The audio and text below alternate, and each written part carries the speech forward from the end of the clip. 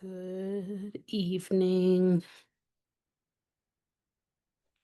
Hi, How are you? I'm doing pretty well, and yourself? I'm doing well. I'm doing well. We're actually gonna have Jacob on this evening so that he can talk about FHA loan or Tech Tuesday. So he can talk about some loan products, and I don't even know if it's loan products, all of them, or what does the FHA or Freddie Mac and Fannie Mae, what do they look for when they're talking about associations and stuff like that? So I should be talking to him, or he should be getting on here in the next couple of minutes. I just got off the phone with him not too long ago, but let me change my name on. Okay. Okay.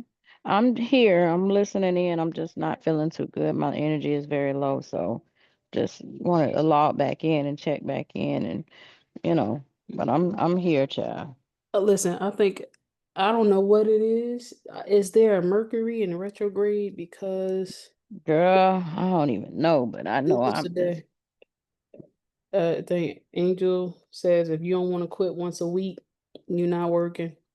hmm This is exactly. this is the day.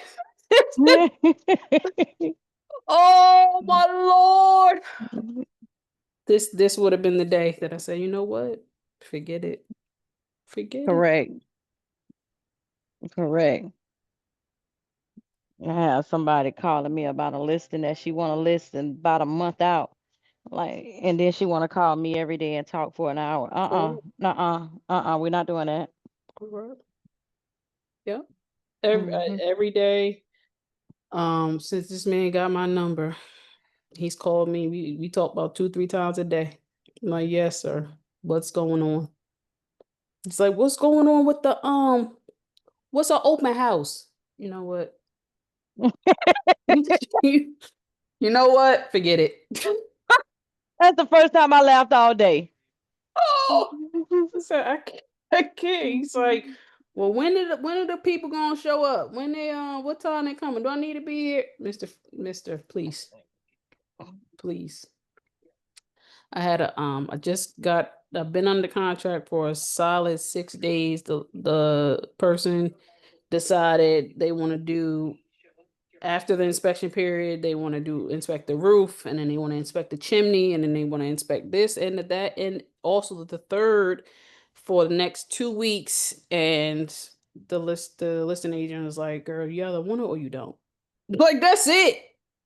That's it. I mean, for real. And then I Yeah. got all of these mentees, Yeah. they don't want to do the work, and then they want to call me Mhm. to ask me questions I've already thing, but y'all ain't even, it's 3 deals. Do the Mhm. 3 deals and keep it moving. Like, That's come it. on, like do the 3 deals and keep it moving. ESP only require you to do 3 deals with a mentee. Y'all That's just sitting here.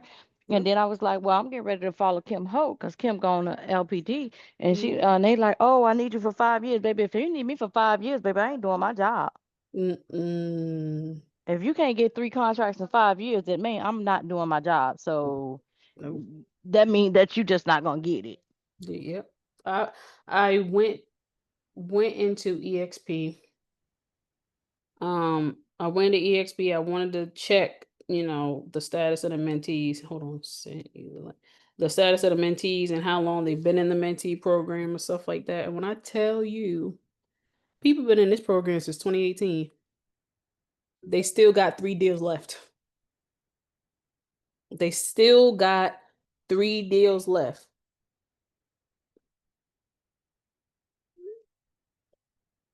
Oh, hold on. Eight, It's a nine, no for me.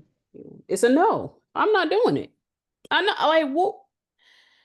It's crazy, but it's like because I had a conversation with Angel about it, and I just said, what is the strategy? Hey, Jacob. Um, I said, what is the strategy for these mentees?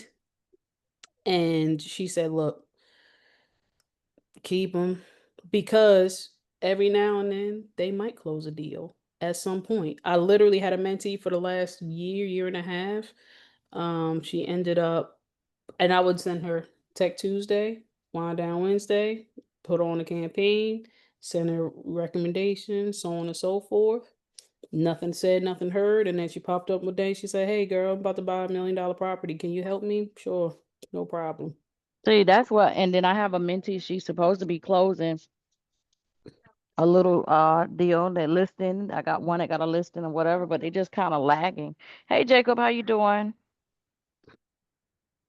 I think he wrapping up on Yeah, a I'm couple just gonna things. speak. I'm Yeah, gonna put my phone on mute. I'm not really feeling the best today, so just wanted to show up. I invited everybody in my mentee group here, of just share the course. thing Yeah, again.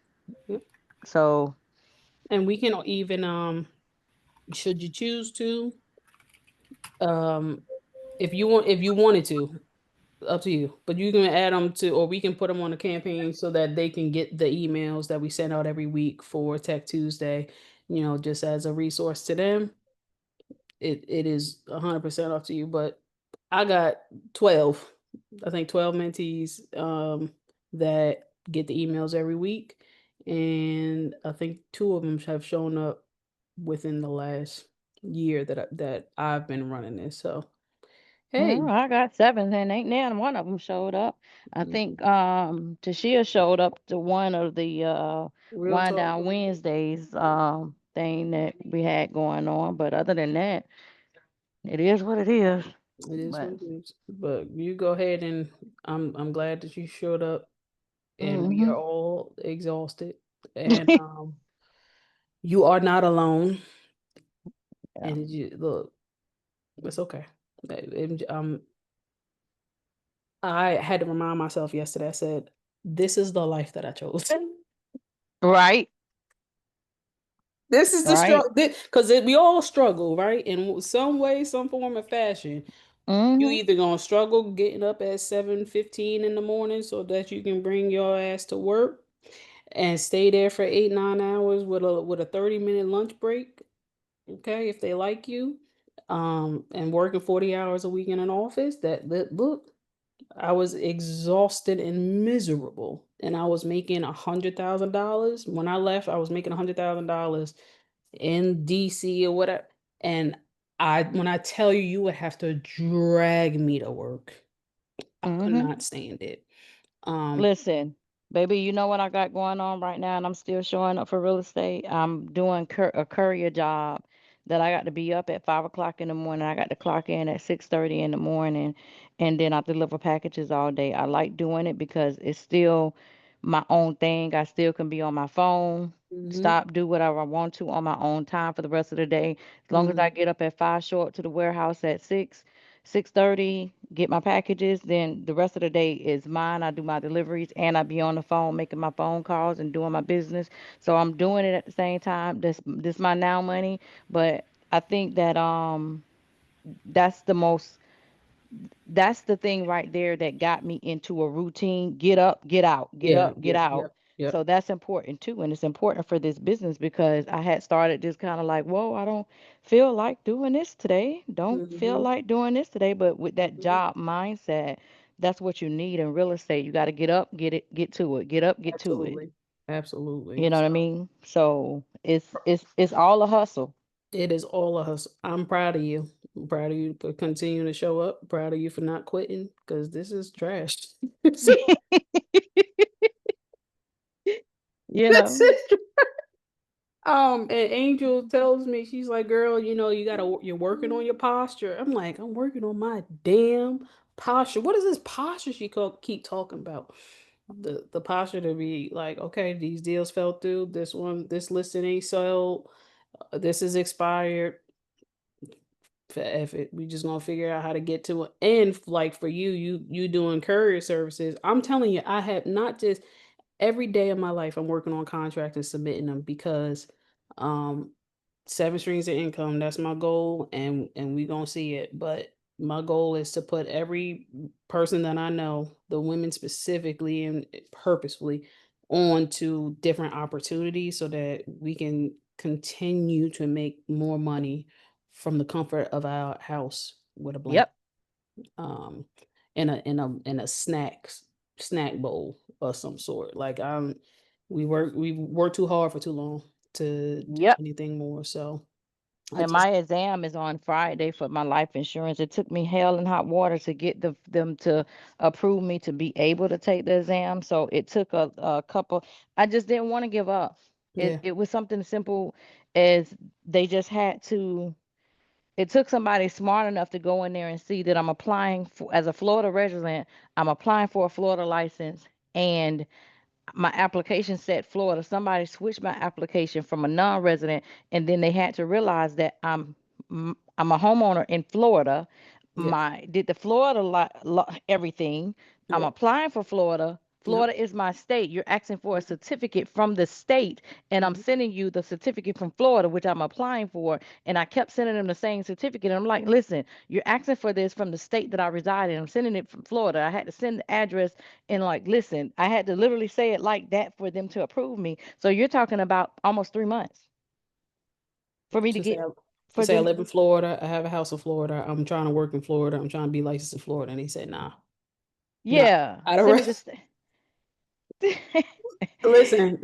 uh, What I heard was you also working on your posture. That's what I heard. cause what are we doing here? Like, What are we doing? what are we What are doing you here? talking Like, about? I literally replied back to the Florida Department of Financial Services. What are we doing? Like, what do you want? What do you want? Listen, that And I'm then, glad though. 2 weeks ago, you said F it. 2 weeks ago, you said obviously this ain't meant for me. And today you say I'm taking this stupid ass exam on yeah, Friday. because a couple days later they went ahead and gave me the approval. Because at this point, I was just like, you know what, y'all can have it because I'm Yep. sick of y'all. I'm sick of y'all. I ain't give up though. I went as soon as I ain't give up. I literally I put that into an email to the state. Listen, this does not make any sense. What the you know what I mean? Florida, Yep. Florida, Florida, Florida, Florida, Florida.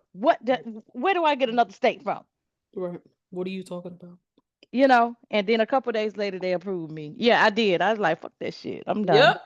Yep. You're working on your posture page. I'm so excited and I'm glad that because this is when we need it right now because these next 90 days Hmm. we're gonna be cranking for sure. So Right. Right. And I haven't even been posting anything on my social media because I got to figure out what the hell am I doing? You know what I mean? yeah. So I couldn't really post anything on there yet, but Mm-hmm. I got all of my content ready. I'm Mm-hmm. getting my content ready Mm-hmm. because what we gonna do is do real estate. Let's do real estate. But I We got go. it though. We gonna sell. You gonna sell if it's lens. What if it's loans? If it's houses? If it's insurance? You gonna sell something? But you Hey, know what? you gonna buy something? What I did is I had to reposition all of it. I Mm, had a lady that I was working with in Florida, and she kind of destroyed a lot of stuff for me. mm, But instead of me like, oh, whoa, it's me, I my license is just on hold for right now. My mortgage license is on hold for right now mm, because I'm not about to play with nobody. And with her, it was all a game to her and was yeah. playing, and it was just so what I did is I repositioned myself. I repostured myself or repositioned myself. Removed my license from Nexa because she Mm, had sponsored me to come into Nexa, and then that created some type of weird thing that she thought that she was like the queen of Sheba or something. And mm. I'm just not about to play with nobody, and they nonsense, okay? Listen, rebuild, re-engage, Yeah, you can have all of rebrand. that. You Mm-hmm. can have all of that. Mm-hmm. And yeah. And what I'm going to do is remove myself from you all the way around Yep.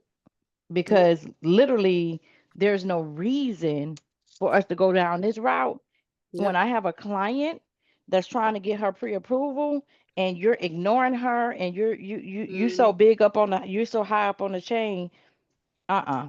I Mm. just mm-mm. So what I did is I deleted her and removed We can. myself from Nexa. Yep. I really, really like Nexa, but I removed myself all the way around, baby. What we're gonna do is we're gonna recalibrate this. Yep.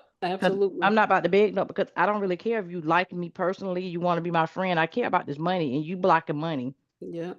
So now Absolutely. that I remove her, the big block, oh, it's easy to move around now.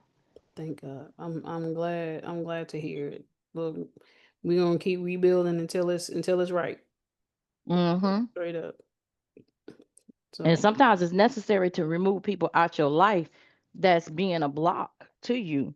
Even though you just like, whoa, well, this person is this. No, if they're blocking you from making the necessary moves, learn how to move, delete, and keep it moving. absolutely. Block, delete, move. Block, delete, Absolutely. move.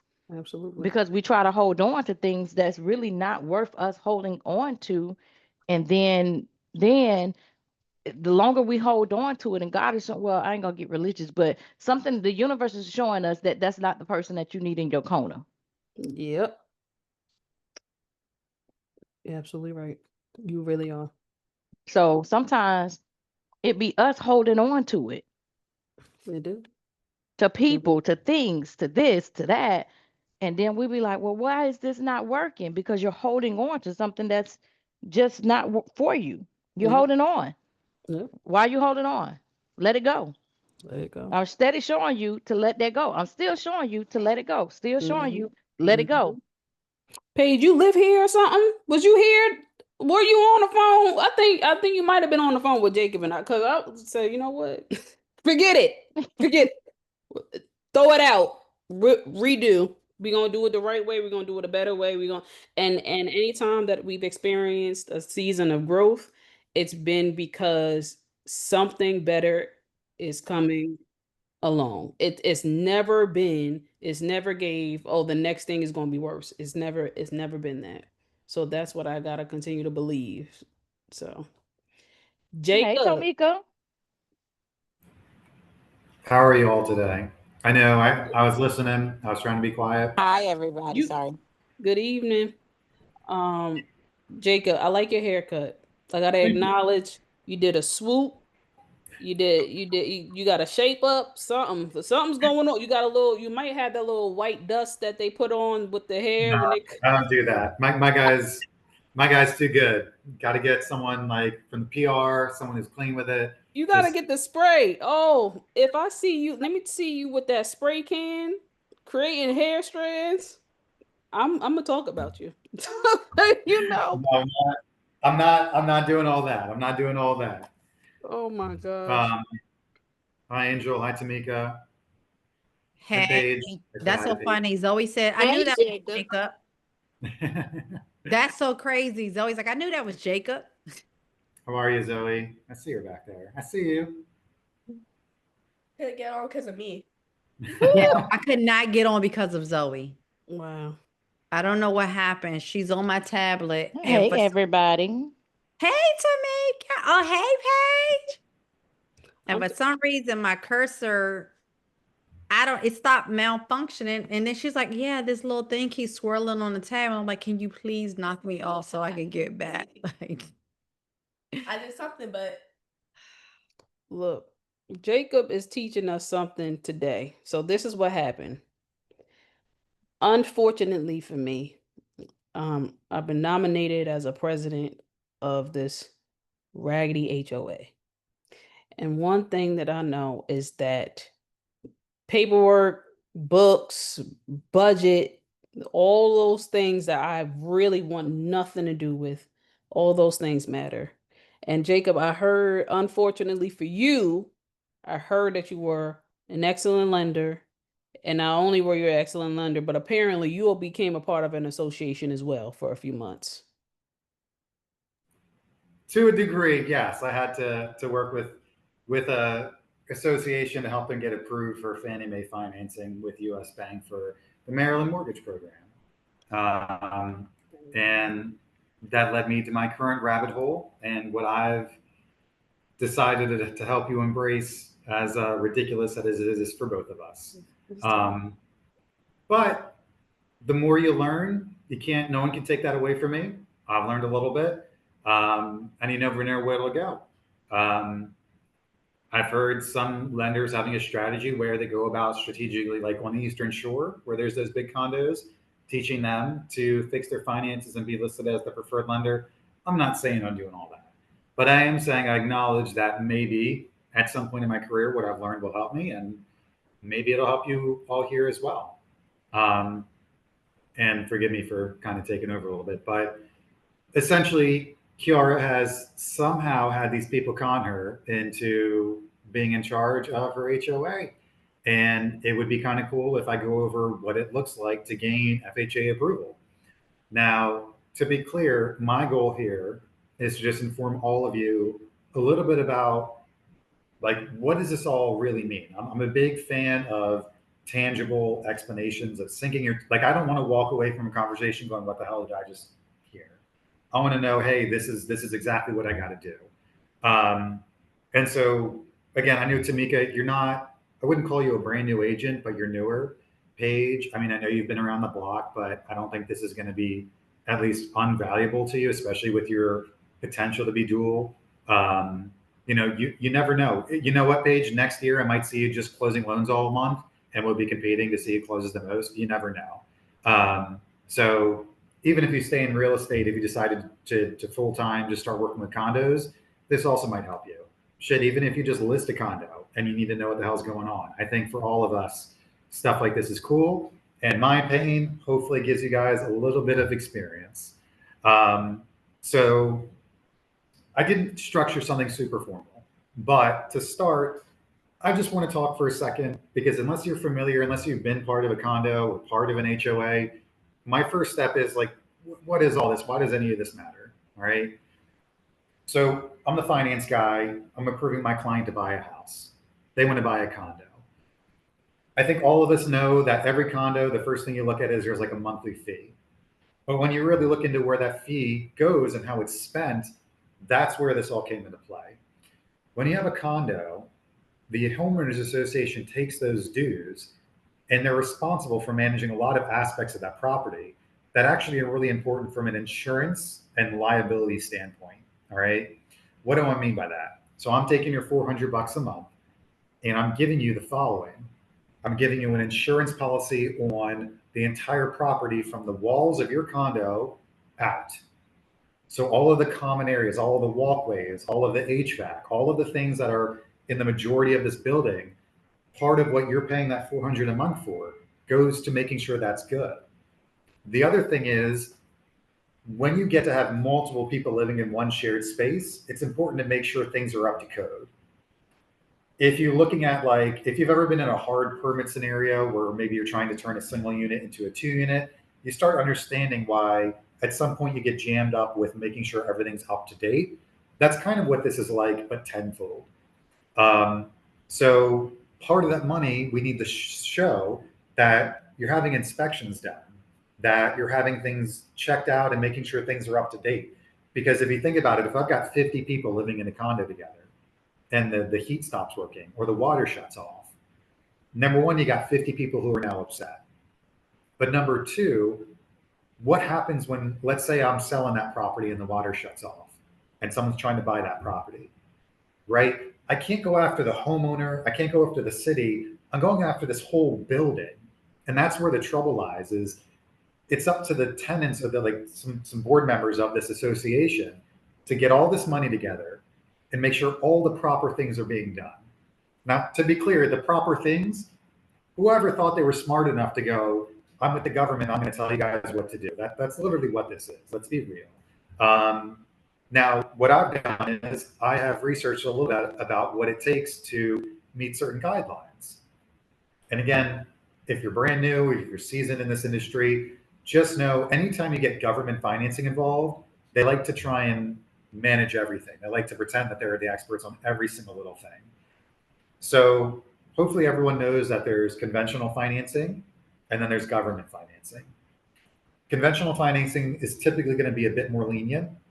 Government financing is going to be a bit stricter. And that's in everything. That's on the borrower, but that's also on the condo. All right.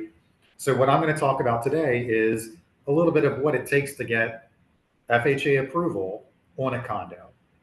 So just to be clear, if you are trying to sell or buy a condo, that lender is going to have to talk with either the property management company or the HOA directly. They're going to have to review how they're spending their money. They're going to have to review all the different inspections and checks on the properties, all of those things. And that's kind of what I think catches a lot of people off guard, is they don't realize how much money is involved in this, and that's why the government starts caring. And in general, if I'm buying a single family house and something goes wrong, right, I'm responsible for it. That's where I live. I'm going to fix it because I'm going to live there. And so, me as a mortgage guy, I'm not afraid you're going to make your payment. It's where you live. On a condo, on the other hand, it's not up to the individual, it's up to that board to fix some of this stuff. That's why it's important to do the groundwork and make sure that the board is spending the money properly. Because if I finance a house and that house doesn't have water for 2 months from a preventable issue, and that person just says, screw it, I'm not making my payment, and they miss their payment, that impacts me. So I need to go out of my way to make sure that these things are being handled well. That's kind of the idea. Every single person here has full permission at any point to stop me, ask me questions, figure more stuff out. Absolutely. Just want to make that clear as well. I see Celestine just joined, and I think Tamika's back on. So I just want to make it clear. If you guys have questions while I'm going through this, feel free to ask. Now, what type, is there like a federal standard for inspections? Is there like a checklist? Like, hey, these are the things that you got to inspect every year, half year, quarter, and stuff like that? that's part of what I'm going to go over. Yeah, absolutely. And I can get more thorough with the checklist. I'm going to go kind of with an overview for now. And like I said, there's really 7 sections that I pinpointed to go through. I'm going to refer to my notes. I kind of just talked about this with Kiara yesterday, so I don't have a great presentation put together. But if any and all of you want some kind of notes about this, number one, I'm planning on putting together something. I can send you that when it's done, or I can just kind of figure out an overview. But yeah, if anyone wants notes of this, reach out to me afterwards, and when I have something together, I'll get it. I also apologize. I came into this office because there's someone vacuuming. So if you hear that, they're literally right next to me, staring at me. I'm sorry. So You work late with us, right? yes, yes. I am living in this office. So first I'm going to talk about the budget. All right. And this is pretty cut and dry. These are things that have to happen with the budget. So again, everyone's sending in their money every month. All that money, the best way to look at it is, if I'm going to get, I know you guys hate math, but if there's 10 units, everyone's paying $400 a month. That's $4 grand a month. You want to look at spending that $4 grand for the whole year. That's like 48 grand for the year. That's how much the condo has to figure out what they're doing. Some of this is up to the condo. We're not going to micromanage everything. I'm going to talk about the requirements. So, and I'm going to use that exact example. So again, $400 a unit, 10 units, that's $4,000 a month. 4,000 times 12 is 48,000. You could just take my word for it. All right. Out of that 48,000, 10% must be set to something called reserves. This is money that literally just sits there in case something happens, and it needs to be actively shown. You can't just not spend part of the money. You need to show you're actively saving that money. All right. That's 10%. So out of 48,000, over those 12 months, I need to see that condo association putting aside $4,800. All right. That's the main piece that's important to include on the budget. But there's some other pieces we look for. All right. The second is delinquency, people missing their HOA dues. All right.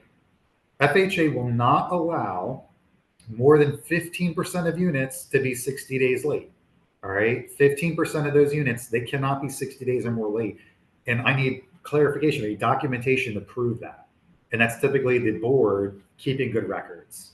All right. I have a question. Sure. For that, can you do some type of like payment plan? So for example, I live in an HOA. We got people that haven't paid their HOA dues in 3 years. Can we then say you need to get on a payment plan and you need to figure this out? Or like can we do any type of like remediation? That is a fantastic question that I was not prepared for. I'm writing it down. I'm going to write down any questions like that, and I'll follow up with everyone if they want about that afterwards. So in the CAM class, I learned that The association has the ability to foreclose. So what you can do is start putting them on a foreclosure list and start probably sending out letters and saying, listen, you have to bring this balance up to par, or we're going to foreclose on the property.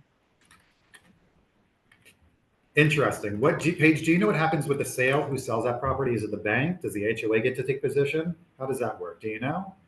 That's Um, that's a great question. That one. The huh? I could jump in for that one. Okay. go right ahead. So typically what happens on that aspect, that the condo or the management is successful in foreclosure, which likely, unless there's a lien on the property, it's likely not to happen, because if they have a deed of trust, the lender would typically pay those HOA fees and put them in the escrow, right? Say there's no lien on the property and they're successful in foreclosing. Yes, the community, yes, takes possession of that particular unit. Interesting. And they can sell that particular unit, right? They still have to go through the whole process of filing and The all of whole that. process, right? Yeah, all of that. But typically, that does not happen. I actually have a house in my community. It's only 14 of us. And what happened was the realtor did not disclose that there was a HOA fee. Therefore, the buyer never has to fulfill the needs of the HOA fee. But when you're self-managed by the community, they disregard the law, right? They're like, nah, we want our money, we're gonna foreclose, but they really have no access to putting a lien on this particular, or we don't have a access to put lien on this house because they were never disclosed. And it was a HUD home, right? Oh, okay. Right. So this house is always going to be delinquent on our books because they were never disclosed. That's so important for us as realtors. We have, even if you don't think is a HOA fee, you still give that document, that HOA document, to the seller to sign to disclose, right? In case, just in case. Typically that realtor should have been responsible for it. The realtor probably still is, you know, statutes of limitation, is responsible for paying the HOA fee current, because the current homeowner was never disclosed that. So what would happen when they go to, if the current homeowner goes to sell? So if once they go to sell, then management can hold up the sale, but they don't really have no legal recourse because they were never disclosed. They can hold up the sale. Because the buyer's agent, was it the seller's agent or buyer's agent that didn't disclose? It was the buyer's agent, because it was the listing, right, didn't disclose through the bank. Okay, the listing didn't disclose it through the bank. It was a HUD foreclosure sale. And so when it was purchased, it was missed by everybody. And because I was going to say, as a lender, I would force you to get the closing disclosure and I could prove you Correct. No, Correct. they didn't even include, the membership transfer fees or anything on the, wow, that's absurd. Okay. I've never even heard of such a thing. Okay. Yeah, so on our board meetings, that's obviously a topic of discussion every single year. How are we gonna collect these $3,000, $4,000, $6,000? It's almost $10,000 now. Like, you not. No, you count it as you have one You're less not. unit and you raise everyone else. You're not. But So- does that as far as, hey, the amount of delinquencies, does that delinquency then cancel itself out once that property is sold? Once there's a new owner, is that property now in good state? Now the new owner needs to be disclosed, Right. right? And they basically starting from scratch. So, They can't go back and collect because well, so I think, Kiara, what you're asking is if you've got a unit that's massively delinquent and it's sold and a new buyer purchases it, can you use that? Does it still show the delinquency? And I would assume that depending on how bad it is, if they were placing a lien, if the HOA placed a lien against the property for it, it would be forced to get paid off and caught They'll up. get paid off. Yes. Right. If That's what I successful- was trying to say. Yeah, Yeah. if they're successful with putting the lien on the property, it cannot go through title, through clear title without that lien being paid. That's Yes. what I was trying to say. Right Now, there. what Mhm. this, I'm sorry to add this, but I just sold the condo with the toilet in the living room that I was telling y'all about. It did just sell. Listen, Paige, I go through enough, okay? Don't Listen, start. put me on mute. But I did sell the condo with the toilet in the living room, but it was complications with the District of Columbia, and there was a DC water lien and all this other stuff. And at the end of the day, they said, look, they signed two papers. The buyer had to sign two papers. One was like a hold harmless. They said, look, you know what it is. You know we have these liens. You know the DC water is not going to pick up the phone for another 6 to 12 months. We can't provide any warranty for this condo. We give no, we can't cover you. It's on you. The Yeah, buyer that's signed it. right. We closed. We literally closed like 4 or 5 days later, and this is after 3 months. So, with that being said, yes, could, like for that specific property that you were talking about, Angel, yes, should be able to pay the backdated HOA fees, but if you got this rare occurrence where the seller is saying, I'm not paying nothing because y'all never told me there was any type of HOA fee to begin with. So no.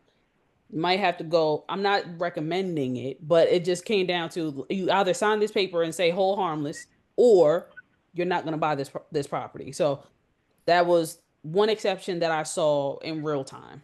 Yeah. And I'm gonna be honest with you. And thank you, Jacob. I'm sorry that we kind of like throwing you off a little bit. But the reason why we're talking about this is because I just went to closing on a property and Jacob literally had to help the management get their books in order for us to close. Thankfully for us, the buyer that was purchasing had been renting the property for 12 years, 10 years. And they wanted to buy the property that they were already living in. Otherwise, Jacob would have called me and be like, yo, this loan's gonna get denied, go find her another house. So thankfully, Jacob did not do that to me and got on the phone and helped them get their books in order. But any other lender, I promise you, would have been like, I'm sorry, we can't get past the condo dot questionnaire. Yeah, this deal is dead, right? Any other lender would have done that. Jacob did not do that to me. So I'm forever grateful for him. So he's here tonight teaching us exactly kind of what he did, what the lender looks for, and why buyers end up, going in with their little 3% mindset, and then they're like, "Nah, we can't get these condos passed. You need to put down 10%, and then we can move on." Right. So that's why Jacob is here. So I hope this benefits everyone. If you have any questions, feel free to put them in the chat, unmute. Yeah. But I'm gonna let Jacob continue. So again, for this part, the first part's just about the budget. Again, they need to have a line item for reserves, as in if I've got a water bill, an electric bill, an insurance bill, I need to have a separate bill that I set aside for reserves, and that's 10% of everything. Can't have more than 15% of the units overdue by 60 or more days. Kiara asked if you can get them on a payment plan. I need to find that out. I would assume once they're caught up, but I'd like to confirm. And then you also need to make sure that the overall amount being brought in is enough to cover the expenses I can show on paper. So at the end of the year, you can pull the water bill. At the end of the year, you can pull the electric bill for the whole year. You need to make sure that all of the money coming in from each unit is enough to cover all of the expenses in the budget. All right. You can't be negative there. You can't just magically, if I'm only getting that 48 grand, but my expenses are 50 grand, that doesn't work. And each item on the budget needs to be really clear. You can't have anything weird that I don't understand. If I have a basic understanding of English, I should be able to read that and go, I know what that is. And then I'll talk for a second about special assessments. There does need to be a line item for special assessments for FHA. A special assessment is if a disaster happens and you need to come up with a bunch of money for something. That's an easy way to explain it. And it's separate from reserves. Think catastrophic, something that someone wouldn't expect.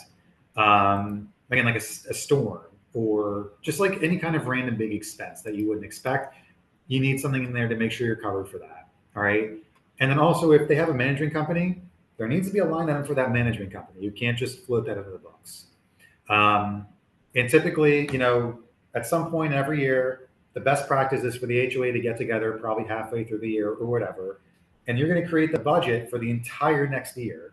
So May of 2026, the board should get together with the treasurer and say, we're getting this much from HOA dues. We're going to plan the entire budget for the year of 2027 from January to December. All right. Because you already know you're expecting this much per unit. You have this many units. You have this much of a water bill, whatever. The second part is a reserve study. So I kind of did a little digging on this.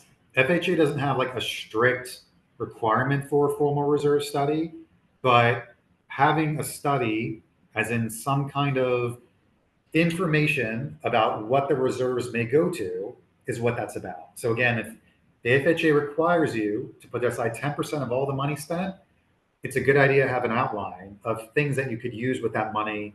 Like, again, like you want to have inspections to make sure that money can be used. So for instance, if you have elevators, you're going to want to get an inspection on the elevators and understand there's a cost, and then understand or prove that the reserve budget will cover those costs if they're incurred. That's kind of what the reserve study is for. It's to go out and identify any upcoming expenses and make sure there's enough in reserves to cover those expenses. Again, there's not a strict guideline on that, but you need to give it a shot. And I see Angel wants to chime in, right? No? Okay. So that's number 2 is the reserve study. All right. Got a question. Hold on. So I Sure. want to go back to special assessment. So the special Okay. assessment, is there any percentage, not dollar amount, but is there any like percentage that needs to be set aside for that special assessment? It should be reasonable and documented. That is the only guideline I could find. Okay. Reasonable and guideline, reasonable and documented. I'm sorry. So again, special assessment, when tornado hits and something smashes, think about how much money that will cost. Think about how often it happens, and then go, can I figure it out? And I can help you brainstorm with that because it's not super clear. I think if you just have an honest attempt at it, you'll be okay. This is a random occurrence that literally happened.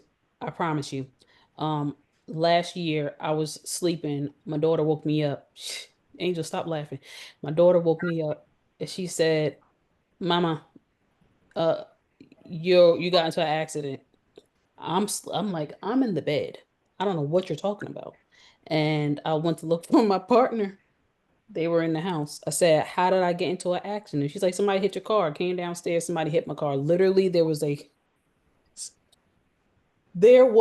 a slow roll of a car.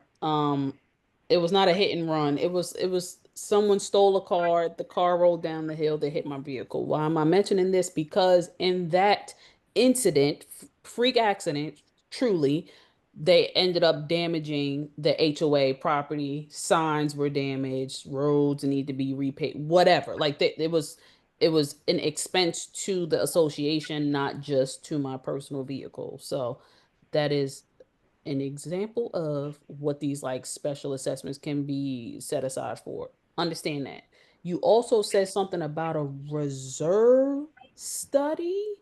Yes. So that 10% reserves, you need to do your due diligence and show you've got enough to cover anything those reserves must cover, which is typically maintenance. Okay. So for instance, and that's why I mentioned the elevator, but same with like HVAC or plumbing, anything like that, get someone out to inspect it and give you an idea of the cost and prove that your 10% is covering those things. That's called a reserve study. And again, I can kind of, Are there specific organizations that are responsible or able to do that reserve study, or is it something that can be done internal to the association or the board or something? that I can find out. I assume any kind of contractor that's got the proper like background to do it would work, but there might be specific companies that you're required to use. I apologize for all these real specific I questions. think ask because I'll find the answers. The FHA handbook is what, 1,500 pages? I'll find the answers. Or We have a whole bunch of condos that are self-managed versus professionally managed. Any commentary, and this is more vibes, but any commentary, any type of takeaways when it comes to professionally managed associations versus self-managed? I don't remember seeing anything special about that mattering. I don't know that it does. I think the main thing I'm thinking of is if you have a property management company, that needs to be added as a line item to the budget. That's the only real thing that I can remember that I saw that was specific. I didn't even really check for what kind of credentials the property management company needs to have. I'm almost thinking to myself, if I go out and say I'm a property manager and open an LLC, can I just right now go and start managing HOAs? No, you have to have a CAM license. Okay, there we go. In what state, and is that a federal requirement? Each state has to have their own CAM license, and the CAM license, Community Association Manager license, is different in each state. Okay. So, I mean, that does help. But again, as far as like how it impacts the financing part, all I can think of is that you need to have it on the budget. Is that if you use a property manager? Maybe I should look at getting my CAM license. I don't know. What the hell am I looking into? You all need to not give me any ideas. Ownership. This is number 3. So there are ownership requirements. You have to have at least 50% of the units owner occupied for any condo for FHA. Okay. If I've got 10 units, 5 of them have to be owner occupied. What do I mean by owner occupied? You don't have an investor and it's not a vacation home. I don't know many people who have condos as vacation homes unless you're in the beach, but 50% need to have someone living in that unit as their primary residence. Additionally, no more than 10% can be owned by one investor. Okay. So again, if I've got 10 units, only one person can be actually an investor. And then you also have to look at. You said no more than 10% can be owned by an investor. How would investment occupancy? Investment occupancy. How would the association know that or find out if it's an investor? I would poll all of the owners. You would probably also, I would assume you get some kind of documentation when the loan closes. I'm not sure, but when I'm thinking about it, it's like most HOAs have some kind of membership setup fee. And I would assume somehow title has to disperse some amount of information to them when those fees are established. I'm blanking at all the terms I've seen on CDs right now, but I've seen a lot of different terms for some way, shape, or form, setting up startup dues plus having a membership fee to start, stuff like that. I assume that would be the same time to get that information. But if you're walking in as a new president, I would think just put a piece of mail in everyone's mailbox that says, how are you occupying this property? And then also there was space. The whole condo, if you're looking at the whole property, they can't have more than 35% of the total square footage as commercial use. So if you have commercial use, if it's mixed use, you can't have more than 35% of the full square footage being commercial if it's mixed use. So definitely, I know it sounds like it'd be a huge challenge for if you've got 100 people living there or thousands. However, if you're managing, small to mid-size, yes, stick a piece of mail in everyone's mailbox, asking them a few of these questions. That's number 3. So again, number 1 was let's talk about the line items needed, things like 10% for reserves, property management, etc. Number 2 was making sure that the line item for reserves, you get an assessment to make sure that some of the upcoming costs are able to be covered by those reserves. Number 3 was understanding that the ownership allowed, so 50% of the owners have to be primary residence owners. You can only have 10% investors, things like that. Number 4 is legal documentation. Have your documents together. I made a little list. You want your articles of incorporation or organization. You want your covenants, conditions, and restrictions. You want your bylaws.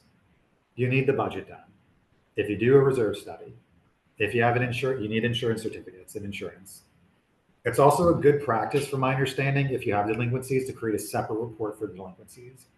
That might help you stay organized and try to go after them, or kind of restructure what's going on. And then you should also take notes on owning versus renting versus if they're investment. So it does make sense to me, maybe quarterly or maybe semi-annual, to send out that poll, or annual, or send it out initially. Like maybe, honestly, when you first join, maybe do it for everybody, and then do it maybe once a year plus any time and someone buys a property, something like that. And be careful on those documents. Read your documents. Like if you have an insurance policy, make sure it's got the correct coverage. Like I can kind of pull up the guidelines for the minimum, and that's actually number 5 is insurance requirements. But just make sure your documents are also correct, right? If you've got bylaws, make sure they're good. Like I know it may sound like common sense, but it's not really. If you're sitting there as a president, you're going, what the hell am I doing? I can try and help you understand the bylaws better, Kiara, when I got more time to research that. But yeah, it really might be a good idea to go, okay, all these people are delinquent. Let me make a report of that. Let me start trying to get that together. And I can help you research, again, can you create a payment plan? When is it considered caught up? Things like that.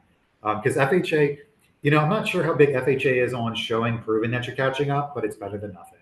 I'll always say that. Number 5 is talking about insurance coverage. All right. And we're actually kind of breezing through this. So you have to have 100% replacement cost. You have to. You can't underinsure it. The general liability typically covers the common areas and the actual what the HOA is liable for. Check if you need flood insurance. Get a fidelity bond.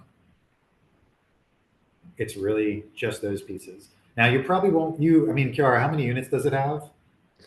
I think it's got like 60 or something. You're gonna need a fidelity bond. Okay. Okay. I'm gonna learn what a fidelity bond is by the next time you talk about this, but understood. Yep. So in general, again, if you're in a flood zone, get flood insurance. Your master policy, if you're like an expert on homeowners insurance, sometimes the replacement cost is not the same as the purchase price. You have to have 100% replacement cost. Those are the basic things about insurance and just liability. Inspections. So apparently FHA does not currently require a full property inspection. I know that's crazy. They do appraisals, but physical condition does matter. So like it really, all I could find was like best practices, not necessarily requirements. Okay. I did see something called like a building condition report, which I hadn't heard of before.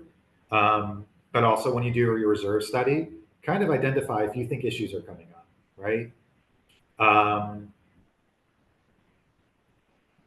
If you feel like there's a bunch of issues and you guys don't have the budget to do it, it may take some time to fix that. I'm just going to be honest. I don't really know great way, but just remember you're going to have to pass an appraisal, and you probably are going to need to prove at least that you've done a reserve study, which again, a reserve study is to show that the issues in the condo can be fixed with the reserve budget. So as long as you can prove those things, like you'll probably be okay. No one's physically coming out to check out the condo aside from the appraiser and the buyer's inspector. Definitely make a note of any code violations or inspection violations, especially from like a city or county inspector. That was something I did see.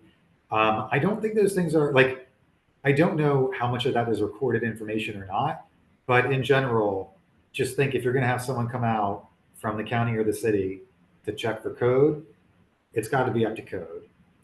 That was like, again, technically it's a best practice, but for sure, if you've got a major issue like that, it can, especially if it's shown on an appraisal, you can fail. Or if you don't have a reserve study done, get the reserve study done, and that's going to show some of these things. That's part of the issue is like, if there's something massively wrong, the reserve study will show. You were about to unmute, Kiara. Did you have something to add?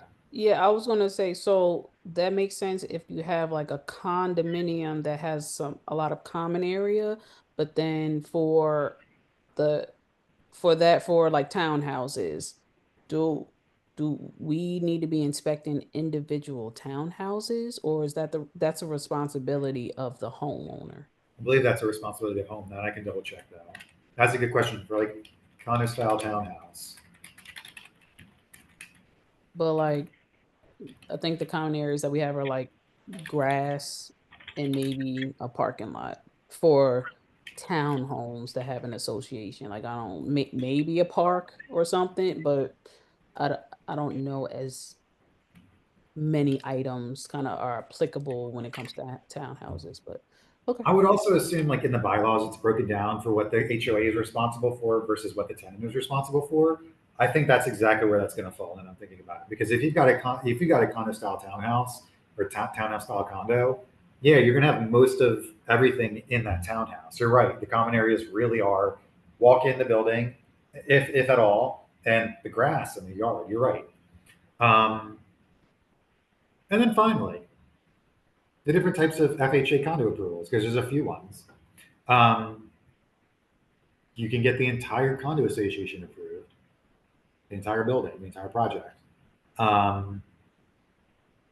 The approval is valid for 3 years if you get approved by FHA. So you get everything I just said together, you submit it all to the FHA, the entire project gets approved. Okay, that is what I am trying to help everyone do here. However, everyone hopefully has heard of a spot approval. You still have to meet most of the requirements for a spot approval. I'm just making everyone know that. However, theoretically, you can be a bit looser with it. You still need to have the budget in line. Like a lot of these things still need to be shown. But I was really trying to brainstorm, like, why would I get a spot approval versus having the whole condo association approved?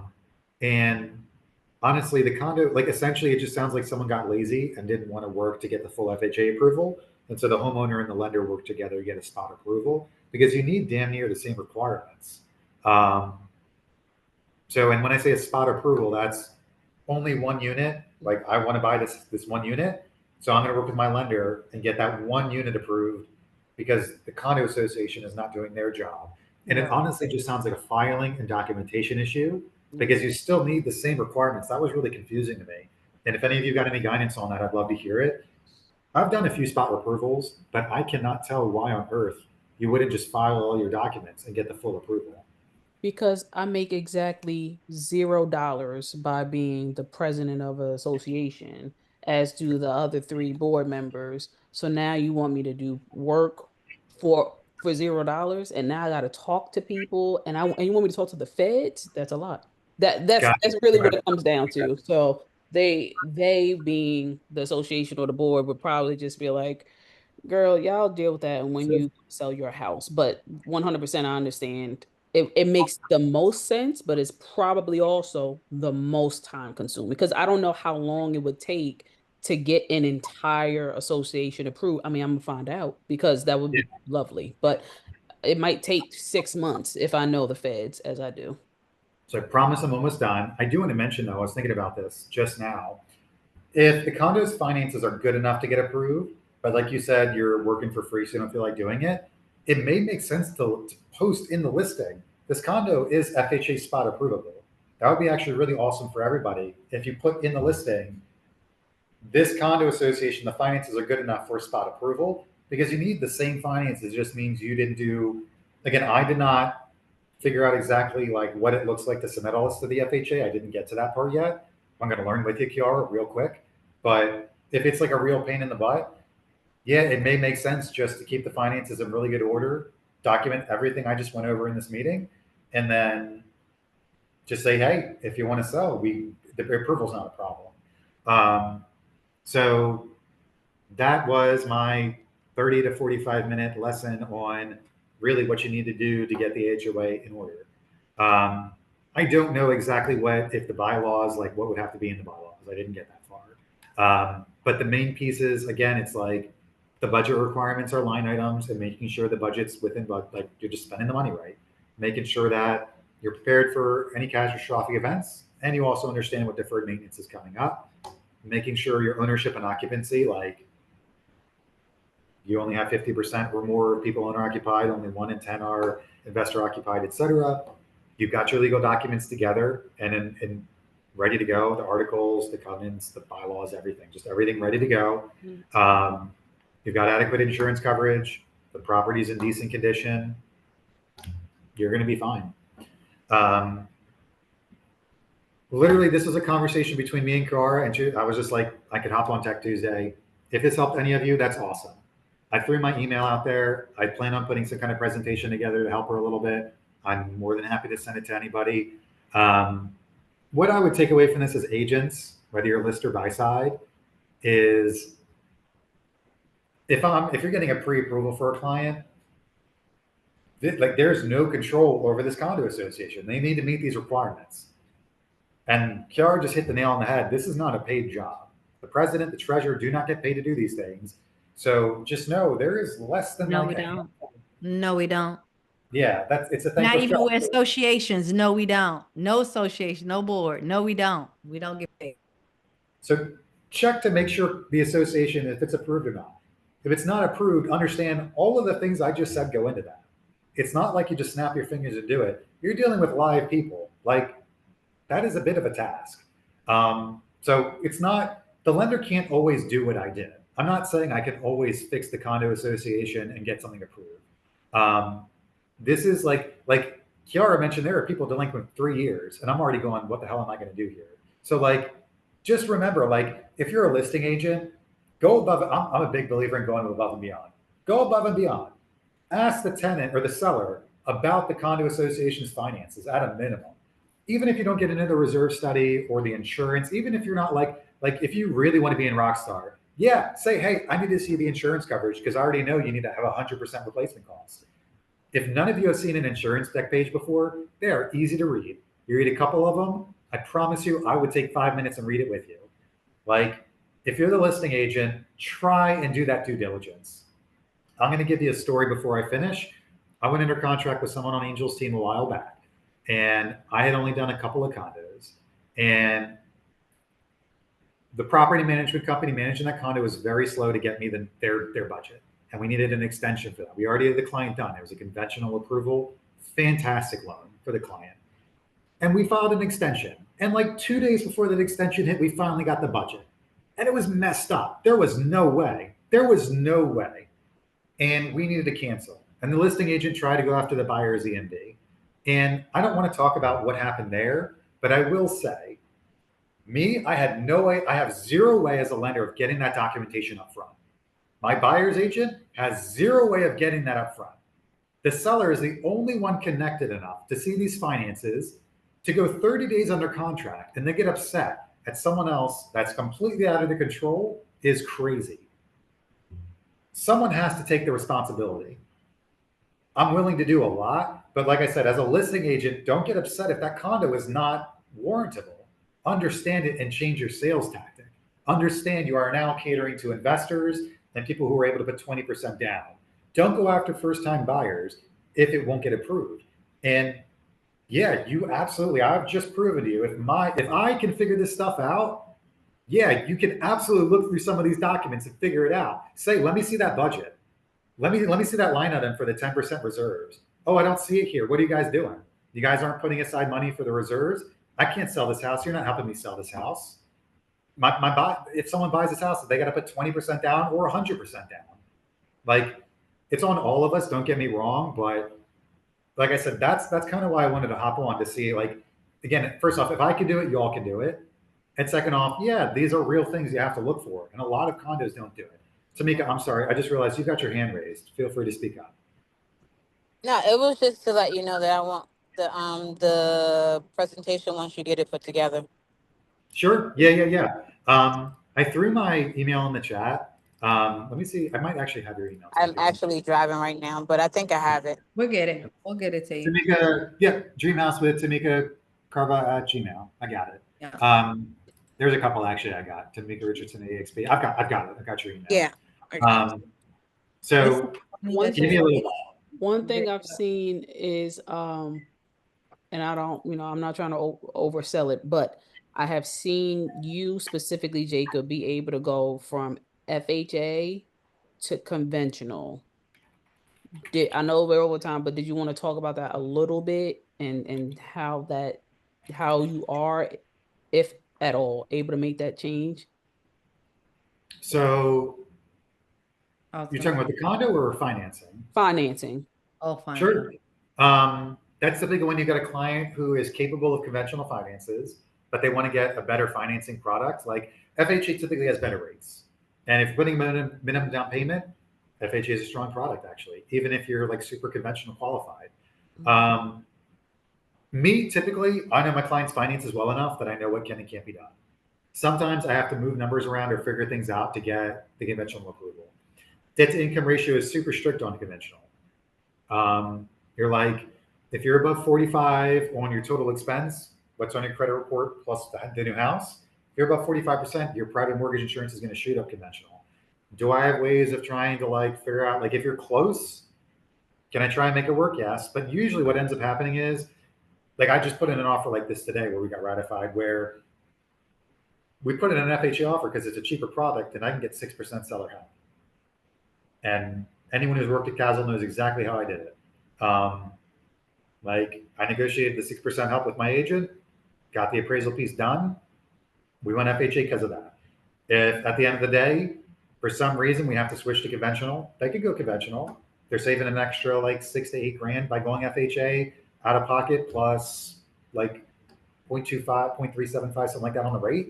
It just made sense to them. So switching FHA to conventional, I already could give the conventional approval, or it was close and I couldn't figure it out, and I need to take another look with an underwriter. It's that simple. Yeah. And I want to say it's for, guests that are new to Jacob, it's that simple for Jacob. Every lender is not like that. Every lender is not going to be that simple. Every lender is not going to walk through HOA's books. Every lender is not going to, when I say waste their time, because some lenders feel like it is a waste of their time if the answer's not right there, right? Correct. If they Correct. take a glance and they say, this don't look right, nope, don't touch it. Find another property. But we say that to say, all of us have closed deals with Jacob, several of us 10 times over.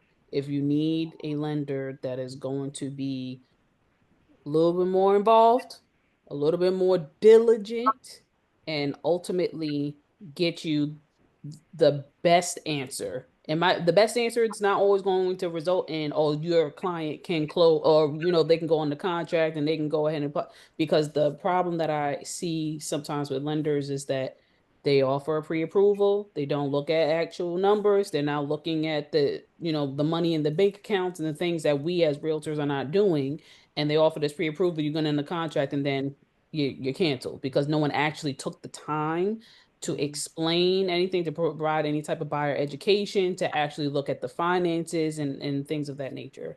That is not Jacob. So if you do need a lender, this is me trying to sell Jacob without him trying to sell himself. You probably need to talk to Jacob. Yeah. Thank you. So this was Really. good. Thank you. Thank you, Jacob. Always pleasure have you on, and thank you for also adding that bit in as far as the listing agent. I actually have a condo on right now in Windsor Mill, and I absolutely know it's not FHA approved. Did I absolutely put it's not FHA approved in the remarks? I absolutely sure did, because I do not want you calling me asking me if it's FHA approved, and I actually had like 2 agents call. It was like, thank you for putting it. You sure it's not FHA approved? I'm like, I'm sure, that's why it's in the remarks. All right, I'm not driving. Cool, bet. Don't waste your client's time. Don't waste mine. So.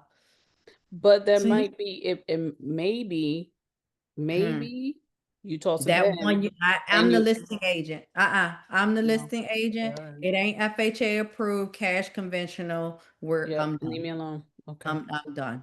Cool. I'm That's done. fine. I'm done. No. Yeah, thank you, Jacob. We appreciate it. Thank you everyone for joining us for this Tech Tuesday. We try to keep, every week we try to cover something different. So the next event that we've got coming up is going to be our Real Talk on Clubhouse tomorrow at 8 p.m. That is audio only, and that's just an opportunity for us to talk about our wins for the week, news that's going on with real estate, and talk about rates. And you might see Jacob on there as well. So if you have any questions or concerns, please don't hesitate to reach out. If you're interested in getting signed up for and getting the alerts for future Tech Tuesdays, please send us your email and then we'll put you on the list. Yeah. And tomorrow on Real Talking on Clubhouse, we're also going to be addressing the federal shutdown, and as realtors, how to navigate it. I mean, because we know this comes like what, every year. Yeah, like we know it comes. It's not, if you've been on this earth long enough, you know that a shutdown is going to happen. Why? Because they gotta balance the budget, just like Jacob is talking about with the HOA, just like your association where you pay your dues. It's always a meeting to balance the budget for the next year. Like, it's almost not a surprise, but we are going to talk about as agents how we can navigate and how we can give our clients resources, our past clients and our current clients, and the ones that are thinking about buying, to keep them motivated. Like, this too shall pass. So, and if Absolutely. you had an asset, this too shall pass. Yep. So, Awesome. love it. So we'll see. Thank y'all. Talk to y'all soon. Thanks for having me. Everyone have a great night. You too. Bye-bye. Take care.